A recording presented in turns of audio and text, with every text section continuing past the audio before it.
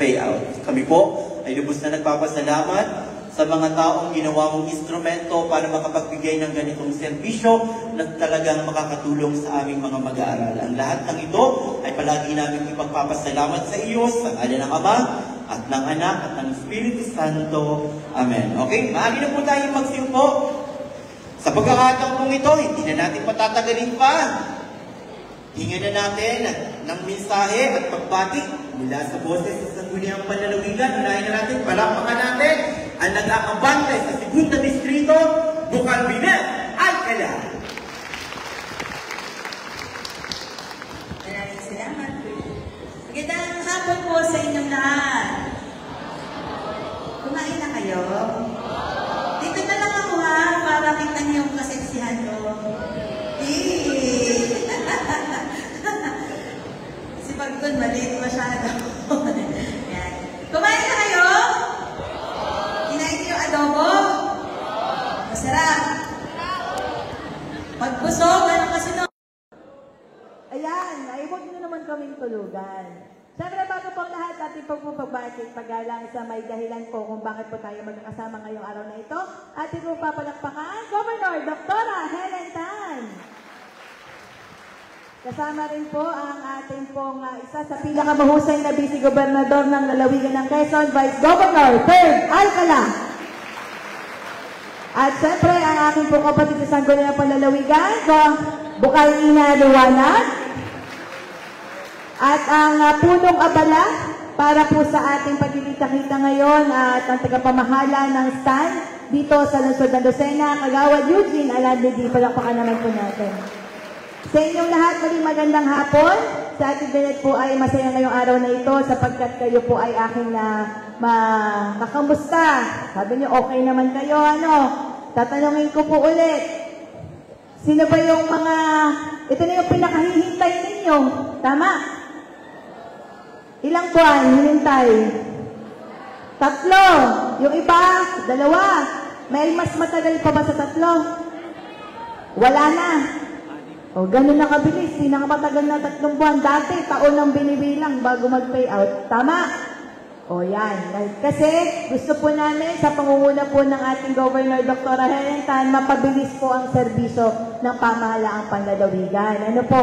Siyempre, hiling lamang namin, ito pong AX assistance na ito ay upang maparamdam po sa inyong lahat na meron po kayong gobyernong masasandalan, na meron pong umaalalay sa inyo para po mas ma-inspired naman kayo sa pag-aaral. Kahit medyo sanad sa buhay o sa pananalapi, panggastos, alam nyo meron kayong matatakbuhan.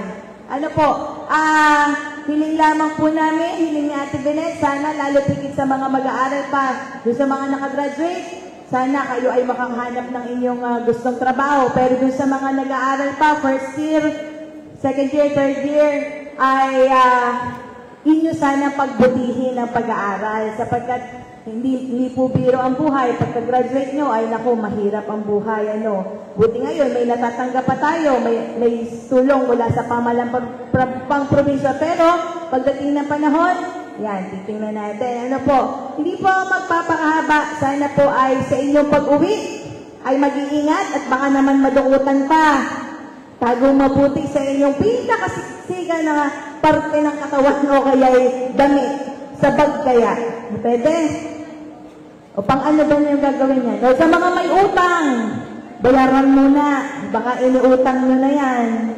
Pero sa mga talagang inihahanda para sa inyong pambaon, unti-untiin po gamitin sa tama. Pwede po? Pang tama? Huwag ipapang scatter, ha? Sino nag-scatter dito? Hala, pasama yan. Muli, magandang hapon sa inyo lahat. Si Ate Benet Alcala, patuloy na aalala at susuporta sa inyo kasama ng Servisyo Tunay Natural at palaging aabante para sa Segunda Distrito. Magandang hapon sa inyo at mabuhay kayong lahat. Maraming salamat po, Bukal Binet Alcala. Muli po, palapakan po natin si Bukal. Kanina po, Bukal, tinanong din po namin kung baka ipang-check out na agad mamaya pagtanggap ng 4,000. Okay?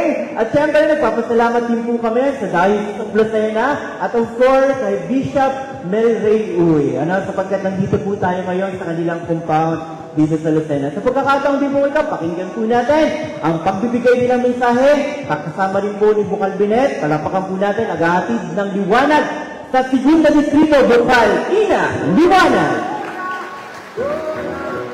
Maraming salamat po. Ayan, una po muna pagbati po sa ating inspirasyon at pinakamamahal. Napakasipag po na ina ng ating lalawigan. Palakpakan po natin, Governor Dr. Helen Tan. Sa amin pong ama sa Sangguniang Panlalawigan, kamukha daw po ito ni Paulo Abilino. Totoo ba? Payag kayo? Ang dami na akong ito po ang Paulo Abilino ng Sanggunian. Dadagdagan po kay ni VG. Vice Governor 3rd Alcala. Ayan. Nakakatapos lamang po magsalita kay Ate Bukala Binet Alcala. Nandito rin po ang aming pong tagapagtaguyod ng serbisyong tunay at natural Kagawad Alandi sa kanyang mga kasamahan. At sa inyo na pong lahat, isang mapagpalang hapon pong pinaabot ni Bukal Ina Liwanag. Ako po kanina ay sabi nga ay nakakain na ba kayo? Ba't parang medyo matamlay kayo? Yung adobo ba kinain nyo na? Masarap? Sana all, alam nyo kami ay simula pa po kaninang umaga nag-iikot, simula po sa Chaong, Candelaria, ngayon po nandito sa Lucena. Ganito rin po yung ginagawa namin. At kami po ay masaya sapagkat ngayong araw na ito, hindi na po kayo mag-iintay, magpe-pay out na po tayo. Palakpakan naman po natin ang ating po masipag na inanalawigan dahil siya po ang gumawa ng paraan para po tayo makapag-pay out ngayon. Alam niyo po, ang trabaho namin sa Sanggunian, sa amin po dumadaan yung pondo ng pamahalaang lalawigan. Ito po ay malaki, 6 na bilyon. Pero napakarami naman pong pangangailangan ng ating mga kababayan. Hindi po kayang tustusan ang lahat ng pangangailangan. Kung kaya't gumagawa po ng paraan ang ating gobernador at ito po ay nanggaling sa DSWD kay Secretary Rex Gatchalian. Palakpakan naman po natin. Matagal po ba yung pinag-intay? Sabi ni ate kanina doon, 6 na buwan daw. Pero siguro naman karamihan dito hindi po ganun katagal. Ano po? So, yun lamang po, kami po ay masaya at sana po itong hindi man po kalakihan, alam naman po namin na makakatulong po sa inyong pag-aaral. Sabi nung host kanina, baka mamaya ay pagkatanggap ninyo, nag-add to cart na naman tayo sa Lazada, sa Shopee, sa TikTok. Sana po ay unahin niyo na po muna yung pangunahing pangangailangan po ninyo sa inyong eskwelahan. Dahil kaya po namin ito ginagawa para pangarap po namin na kayong lahat ay makapagtapos ng pag-aaral. Para sa inyo pong pagtatapos, kayo naman po ang makapag-ambag naman sa ating bayan sa mga susunod na panahon. Hindi lang po sa lungsod ng Lucena, maging sa kabuuan po ng ating lalawigan. So, yun lamang po, hindi na po ako masyadong magpapakahaba. At maraming salamat at mabuhay po kayong lahat. Maraming salamat po, Bukal Ina Liwanag. Muli po, palapakan po natin si Bukal. Talagang tunay na ang mga kabataan ng pangkaso ng bayan ngayon. Ito yung pinakahihintay natin. Bigyan daan din po natin ang pagbibigay ng mensahe ng mahusay na namumuno sa Sangguniang Panlalawigan. Palapakan po natin Vice Governor 3rd Alcala. Thank you. Magandang hapon sa lahat. Uy! Ano na? Bakit kayo tamlay? Magandang hapon. Kayo ba'y graduating na? Ha? Sigurado ka. Tumawag si Prof. May 5 ka. Biro lang. Binabati natin siyempre ang ina na nating lalawigan, Governor Dr. Helen Tan. Lapakan po natin muli. Katatapos ako magsalita, ang ating pong Bukal ng Segunda Distrito.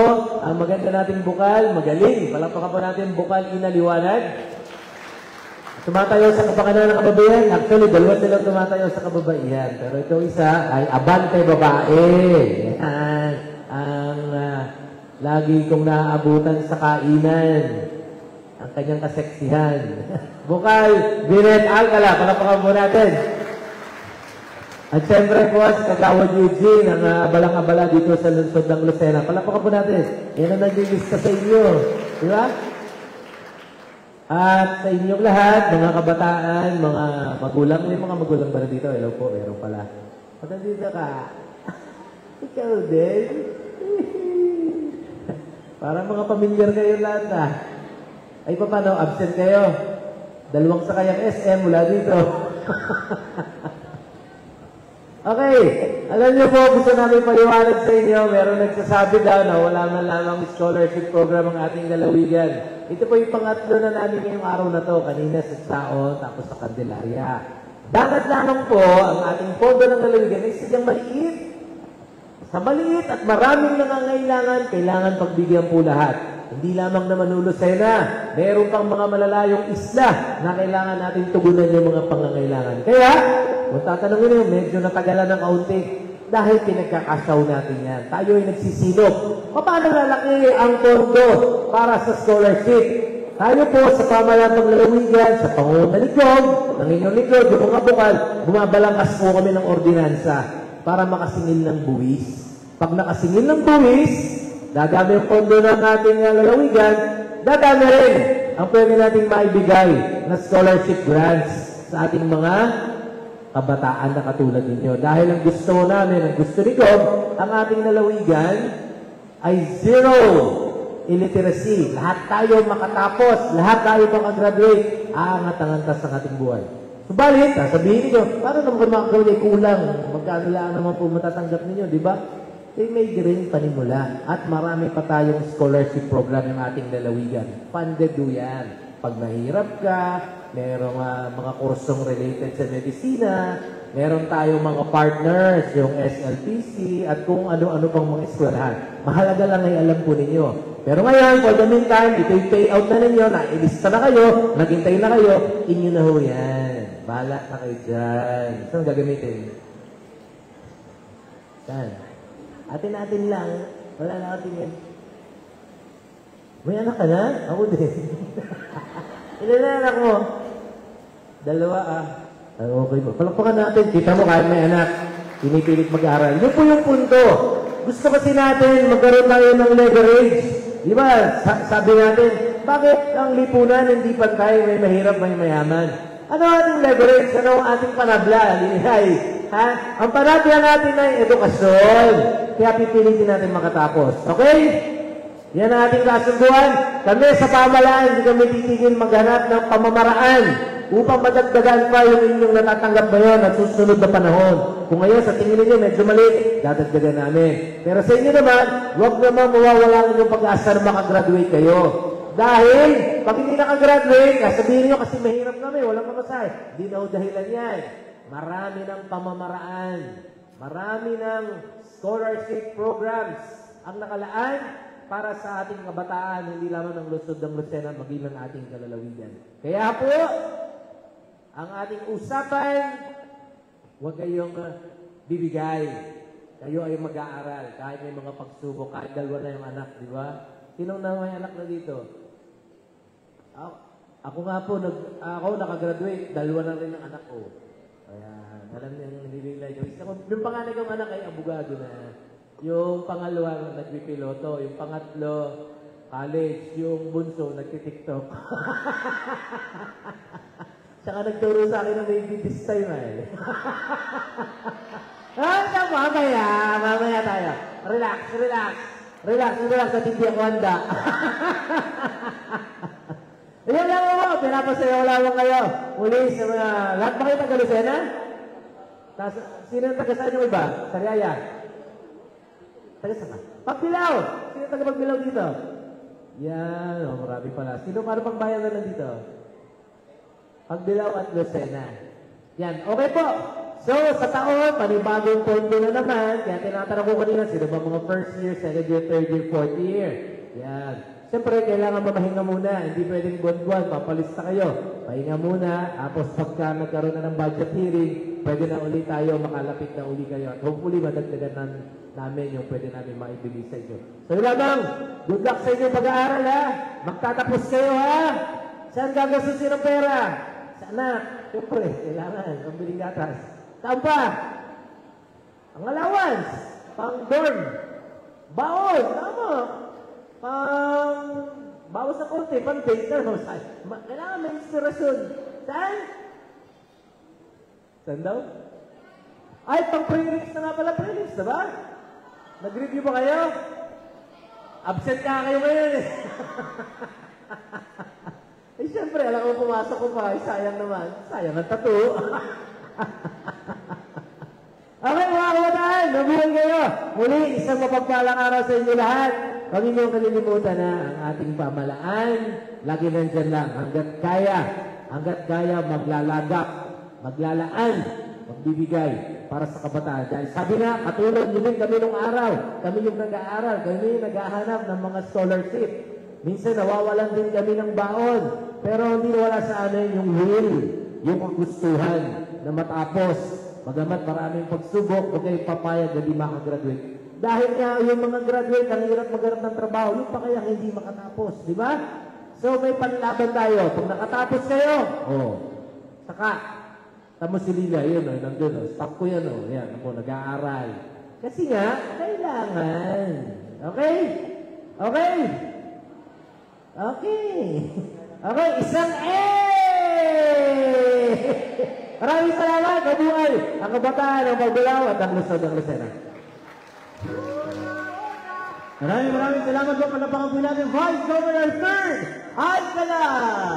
At sa pagkakataon pong ito, pakinggan po natin ang taong nangunguna para makipag-ugnayan sa ahensya ng pamahalaang nasyonal para makakalap ng ganitong pondo para sa ganitong programa. Palakpakan natin ang naghahatid ng maunlad at masiglang lalawigan ng Quezon, Governor Dr. Helen Tan! Maraming salamat. Good afternoon. Konti naman dyan siglas. Paano nga kayo? Kala ko pag may mga ayuda, nakangiti. Smile. Bati lang ako ng mabilisan. Wala pa naman ang ating mga social workers. Galing sila ng Lusakan sa Candelaria. Medyo kulang po sa staff ang DSWD, kaya pakihintay lang po, no? Batiin ko lang po ang ating mga kaalakbay at katuwang sa ating pong pagbibigay ng serbisyo sa ating lalawigan. Palakpakan po natin, Abante Babae, Bukal Dinet Alcala. Ang patuloy na nagbibigay ng liwanag sa Segunda Distrito, Bukal Ina Liwanag. Siyempre, ang ating pong minamahal na Vice Governor na magti-TikTok mamaya ng maybe this time, yung magkikipag-collab sa kanya, pepremyohan ko. Mamaya hintayin nyo. Tingnan nyo kung ilan yung malakas ang loob. Mamaya, pagkatapos ko magsalita, kung ilan yung aakyat sa stage na magbe-maybe this time. Okay? Palakpakan po natin, Vice Governor 3rd Alcala. Hindi lang po namin nakasama, pero kabalikatan ko po sa Segunda Distrito. Patuloy na umiikot sa mga barabarangay, nakikipag-ugnayan para alamin at paano pa makakatulong. I hope makilala niyo siya some other time. Palakpakan po natin aking panganay na anak, Dr. Kim Tan. No? Siguro yung iba kilala na siya. At syempre, ang dahilan kung bakit kayo natatawagan, alam kong nag-file kayo several months ago, at nagpapasalamat tayo sa kanya dahil dun sa pag-alalay para sa educational assistance. Papalakpakan po natin Secretary Rex Gatchalian ng DSWD. Napaliwanag na po kanina nila, no? Talagang very difficult po sa provincial government yung sustainability ng pagbibigay ng tulong kasi ngayon, accessible na siya. Hindi lang po kayo dito sa Lucena, kayo po mas advantage po kayo kasi malapit po kayo, no? Pero gusto ko sabihin sa inyo, kahit po doon sa tanggapan sa pinakamalayong lugar, Ang Humalig, may opisina po tayo doon, may satellite office po sa Humalig, sa Pulillo, sa San Andres, San Francisco. Sila din po ay meron na rin pagkakataon na nakakahingi ng tulong. Kasi nung unang panahon, pupunta ka pa ng Kapitolyo, magkano pamasahe papuntang Lucena. Tapos bibigyan lang namin ng 4,000, di ba? So ngayon, di na sila pumupunta dito. May social worker na tayo nagpupunta doon. Tapos, merong staff na tayo from Provincial Treasurer's Office. Doon na sila nagpe-pay out sa mga bayan-bayan nila. At dahil doon, ang bilis na uubos ng pondo ng pamahalaang panlalawigan. Kasi nga, nagkaroon na sila ng access sa ating mga services. At ang pinaka essential na pangangailangan yung social services. Pag nagkakasakit, namamatayan, mga nag-aaral, tama po ba? So, kayo ay naghintay ng ilang buwan para matawagan. Kaya pag tinatanggap po yung papel ninyo, hindi sila sumasagot na may assurance. Tama po. Kasi nga, yung pondo, hindi siya available. Ako, ginagawa ko, pumupunta ako sa Senate, like kahapon, saka ng isang araw, nakikipag-ugnayan sa mga senators para iparinig sa kanila ang sitwasyon ng ating lalawigan, mga pangangailangan, at baka matutulungan nila tayo, no? Kasi ang Kongreso ang may oversight function and may power of the purse. Sila ang tumitingin ng pondo ng pamahalaang nasyonal. Tama po. So, thankful tayo dahil nabigyan po tayo, I believe, meron pong today and siguro next week, merong less than 4,000 sa group ninyo, sa batch ninyo na makakatanggap ng educational financial assistance. So, madami-dami din po, no? But, ang pending po namin, hindi po kasali yung kayo na magpo-pay out, ay less than 11,000. Ganun po yung naghihintay pa ng tawag namin. So, ayan na naman, maghihintay na naman kami. Sino magbababa ng fund sa atin? Kung merong matira sa atin, inuuna po natin yung mga hospitalization and medical assistance, then burial assistance. No? Okay. Life and death, di ba? So, yun yung nauuna natin, kaya yung pondo nakalaan doon. Okay? Kaya I hope na uunawaan ninyo yung sitwasyon ng provincial government. Hindi po dahil parang tagal naman nilang magbigay. The reason why is walang pondo. Okay? Walang pondo. And naghahanap kami. Kaya nga, kita nyo, nagulat kayo, di ba? Tinawagan kayo bigla na mag-pay out kayo. Tama ba? O, kasi actually, hindi na kayo umaasa, di ba? Kasi ang tagal, sabi nyo, hindi na kami naasa, baka nasa hangin na yon, di ba? Ba't kami ganon, no? And sobrang daming bata ang nakaka-access. Katulad ngayon, nandito kayo. Siguro kinuwento ninyo sa kaklase ninyo na tumawag yung staff sa inyo. Ang ginawa ng kaklase ninyo, pumunta sa opisina namin at nag-file din. Kala nila maraming pondo, di ba? Pero, i-explain nyo sa classmates ninyo na, again, you have to wait. Hintay na naman kami. Then, pagka meron uli, tatawagan uli namin sila. So, gano'n na unawaan ninyo? Ha? Naunawaan ninyo? Kasi, pwede ba akong makiraan dito? Kasi I'm sure, may nagko-comment kayo sa Facebook. Ano nga yung favorite comment ninyo? Ha? Ano ba yung kino-comment nyo na favorite? Sana all. Sana bigyan ng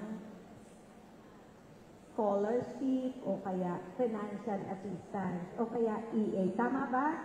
Kasi pag napunta po ako sa mga bayan-bayan, may nakasalubong ako mga college student. Sabihin sa akin, Dog, bigyan naman.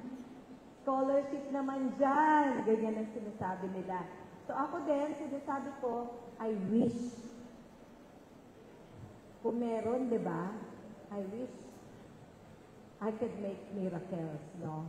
Na pagkailangan, nandyan lang yung pera. Pero yung pera talaga, hinahanap. Yung pondo talaga, laging may hangganan at may limitasyon. Okay? So, yun yung gusto kong sabihin sa inyo, ine-explain ko sa inyo, yun ang dahilan, ganun ang proseso ng pamahalaan, no? But importante, siguro, pasalamat tayo na merong natulong sa atin. Hindi lang DSWD, may mga senators din tayo na tumutulong sa atin. Ay, palakpakan naman ninyo si Senator Amy Marcos, Senator J.D. Ejercito, Senator Joel, Senator Tol Tolentino, among many other senators na nagbibigay ng pansin sa pangangailangan ng provincial government. Okay. Aside from the educational assistance, gusto kong malaman ninyo, ano pa yung ginagawa ng provincial government, no?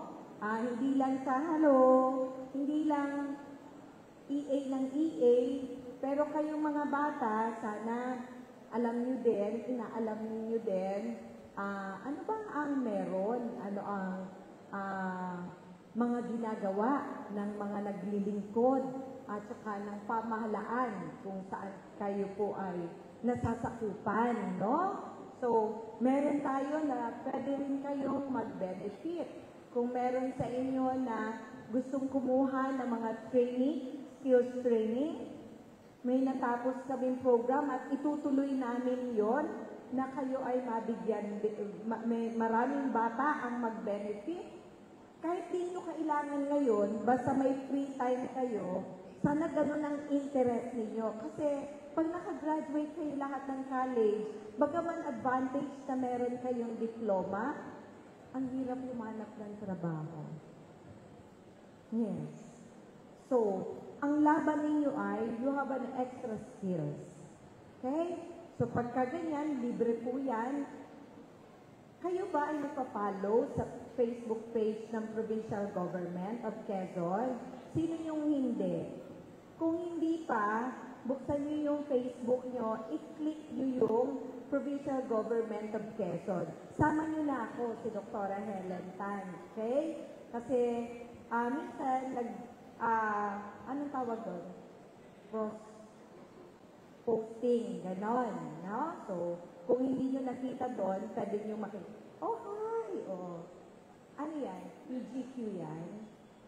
Provincial Government? O page ko? Page ko? Naka-cross out. Pero Provincial Government, senior ko lang. So, very good, oh. Alam mo na, ang chismis.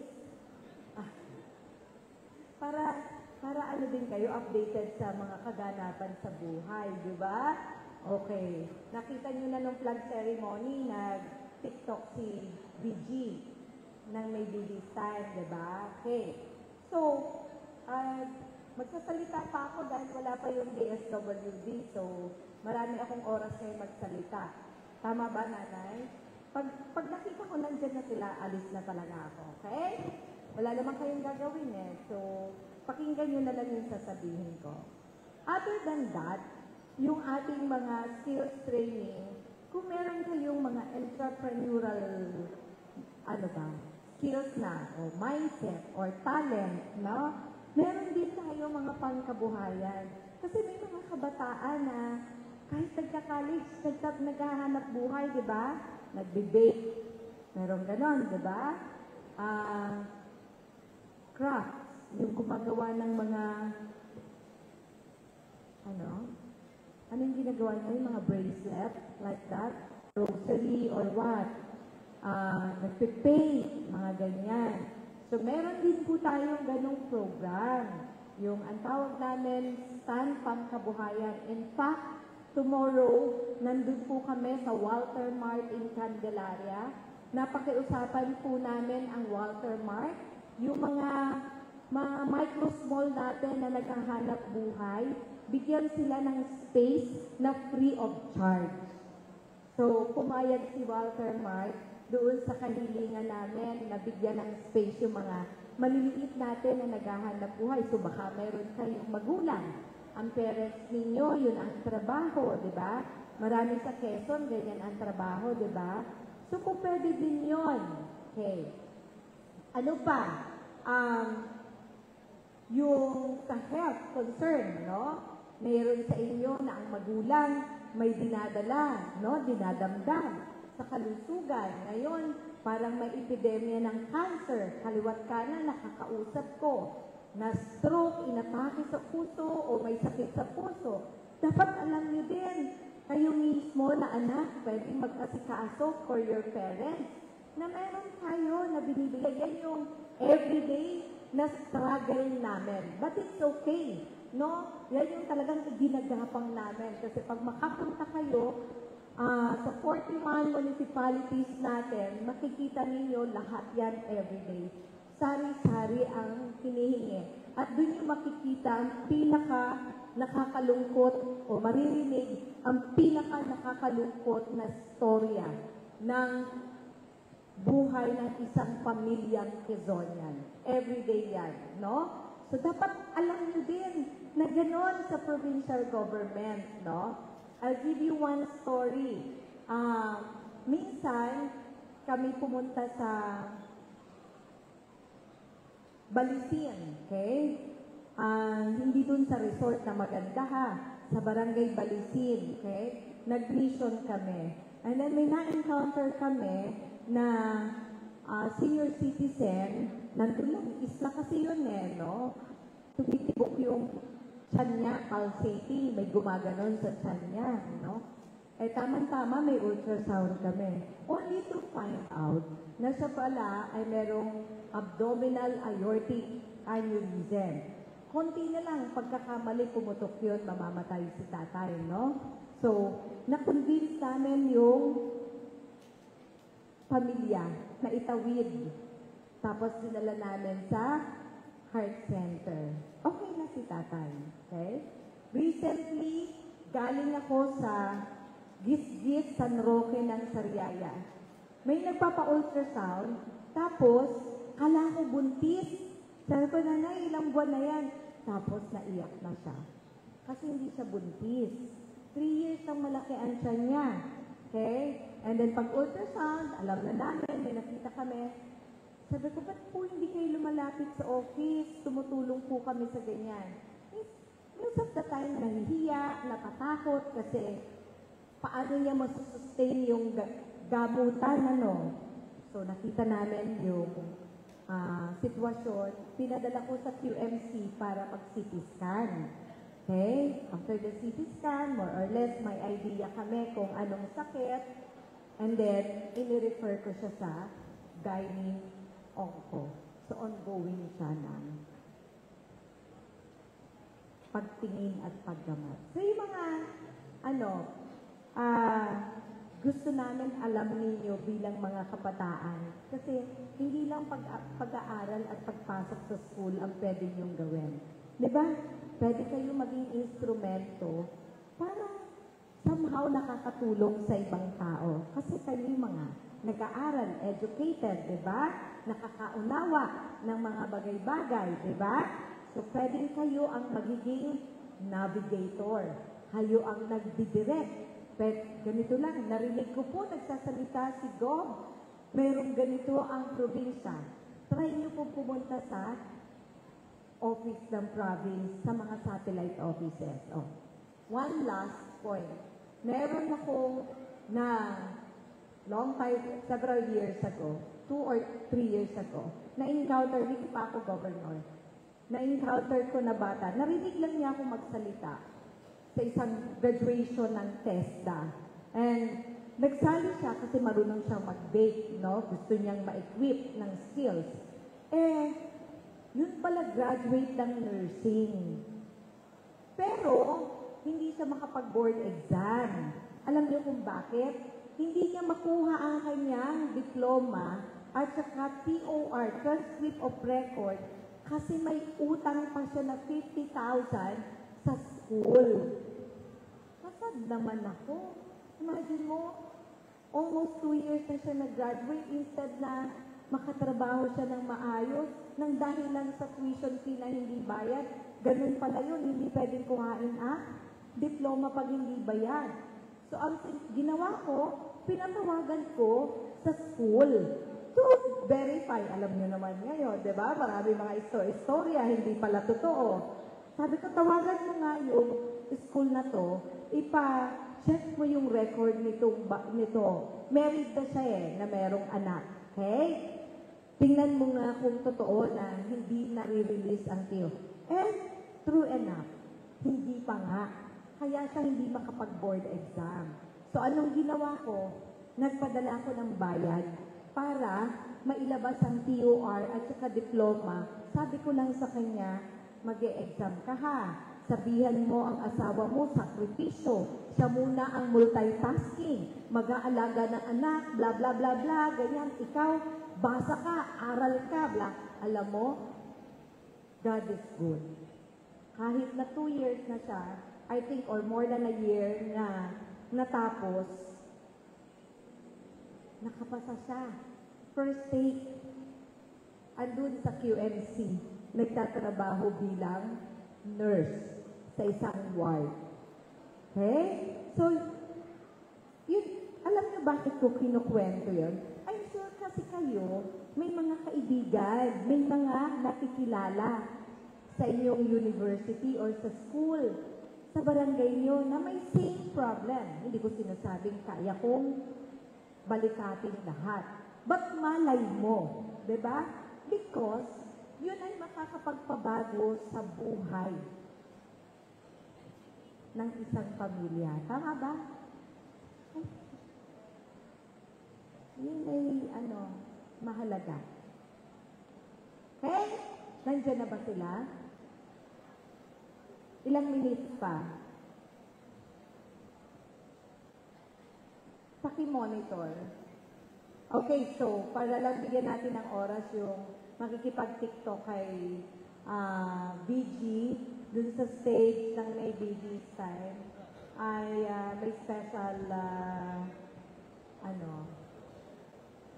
kakaalis lang. Okay, pang-wakas na, para mag-TikTok na lang kayo. Mawalaan to. Kayo ba lahat ay bumoboto? Taas ang kamay ng naboto. Okay, very good. Sa hindi nag-register, magpa-register kayo. Yan yung isang karapatan na I hope nag-enjoy kayo na exercise. Tama? Yung kabataan dapat nakikialam. Okay? Dapat alam nyo ano nangyayari sa kapaligiran, sa bayan, sa lalawigan. Tama? Okay. So, kayo din sana nagiging instrument. Okay? Sa Facebook, ang daming fake news. Nakita nyo? Okay. Kayo, dahil knowledgeable kayo, dapat nagiging instrument kayo sa pagpapalaganap ng tamang information. Tama? Okay? So, huwag kayong papagamit sa mga mali. I'll share with you one experience.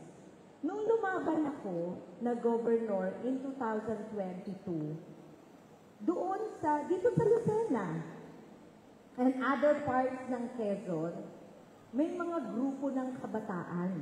Okay? Pumupunta sa barangay, tapos may dalang television. Di ba? Magaan na ngayon yung smart TV, no? Tapos, nagpapalabas sila ng videos na false information about me and my family. Alam nyo, yung isang public school teacher, nag-message sa akin sa Messenger. Sabi sa akin, kasi congresswoman ako during that time, I hope you're aware of this group of college students. Oh my God. So, alam niyo kung ba't niya alam? Meron siyang estudyante na nandun at listening and tried to get a video and took the picture. So, nalungkot ako sa kabataan. Diba? Yung kung magpa-participate ka, dapat doon sa, alam mo na hindi ka ginagamit sa mali. Pero, I'm sad because weak ang foundation para mapaniwala sa mali. Diba? So, kayo mga kabataan, maging vigilant kayo. Diba? Ibig sabihin, alam niyo when, kung kailan, alin ang papaniwalaan. Tama? So, ganon. So, kuhain niyo yung magaganda. Yung pangit, wag. Okay? Alam niyo na, dami na nangyayari, di po ba? So, alam niyo paano tingnan. I hope meron sa inyong nanonood ng balita o nagbabasa ng newspaper. Kakaunti na yata ang may interest sa ganon. O ngayon, very accessible ngayon, di ba? Ang video madaling i-splice. So, mukhang totoo, pero putol-putol na, no? So, doon kayo doon sa mga legit na mga sites. Okay? Like, you have GMA, yung mga teleradyo, yung mga nagbabalita, o yung Inquirer, nakakabasa kayo sa Rappler, nagbabasa-basa kayo at nagbabrowse para updated kayo. Ano ang nangyayari sa ating bansa. Tama ba? Okay. So, yun sana ang maging tayo mga kabataan. Okay? Okay? Okay. That ends my speech. Ang haba, no? Sige, killing the time ako. Okay? So, maraming salamat. Ikaw ba yung magsa-challenge? Ready na ba tayo? Si Gigi yung sasar. Ay, nakalimutan kong batiin. Palakpakan naman natin, kabalikatan natin sa lungsod ng Lucena, si Kagawad Eugene Alandibi. Mga tagapagbilaw, hello! Yan, meron tayo 194 na tagapagbilaw. Okay, sige. O, sige, that's it. I think maraming salamat. Magpipicture lang kami with you. And then, bago dumating ang social worker, tututuhanin na natin sa stage yung sasayaw ng TikTok na maybe this time. Ay, dito na lang. Pipili ako ng magaling. Ay, di ka ganda. Dali. Ha? Pipicture muna tayo and then magpapasaya lang si VG. Okay. Pwede bang ma-request kayo to stand up? Magpipicture lang tayo. Again, palakpakan natin ang DSWD Secretary Rex Gatchalian. Maraming salamat po, Secretary Rex Gatchalian. Gover Paparahalan lang, hindi po palakpakan natin si Gob. Tayo po tayong lahat para po sa malawakang pagkuha ng litrato. Sir Gigi, compress ba? Or okay na? Okay, compress po tayo, kaliwa kanan. I-occupy na natin itong legit lang ito. Adjust na tayo. Pasuyo na po. Kaliwa kanan. Pa-adjust na. Okay. Tingin sa camera. Smile. Ipakita niyo ng pinakamalaking ngiti. And 1, 2, 3. Okay. Taas ng kanang kamay. Thumbs up po tayo. Thumbs up. Okay. Okay. 1, 2, 3. Okay. Maybe this time, challenge with Vice Governor Third. Sino ang malakas ng loob? Nasasamahan si Vice Gov.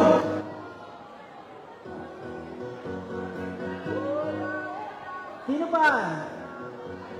Tayo na lang na. Sino pa? Sino pa?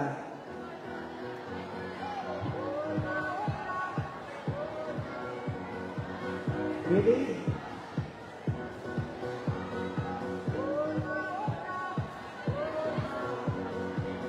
Pwede, tawag ka ni Gov.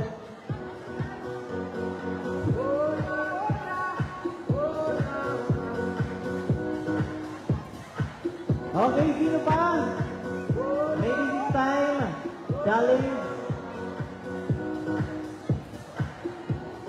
Wala na? Wala na? Go! Kahit sino? Oh! Oh, sino pa?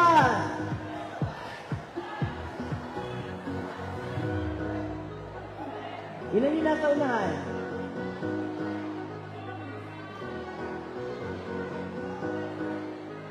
Wala na ba? Wala na! Ayan na, kalikod! Parito!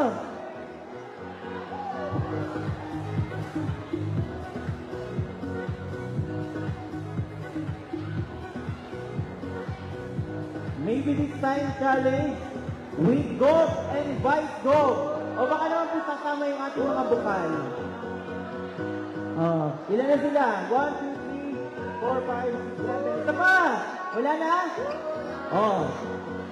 Marami pang humahamon, marami pang tumatakbo. Bukal ina, tama ka na po, Bukal Binet. Wala na si Bukal Binet.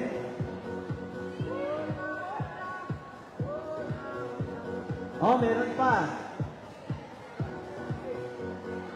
Kuya Dave, ikaw ang inaasahan namin dito.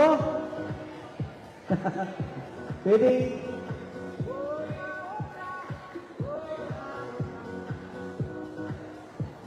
Dave, request ni Gob, nakita niya yung video mo.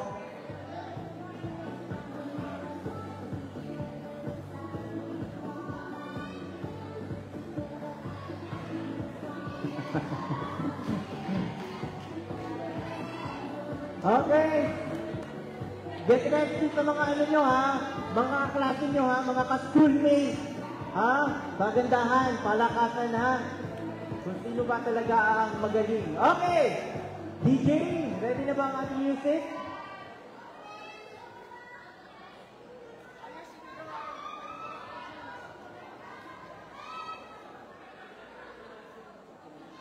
Okay, ready na? Pwede na tayo?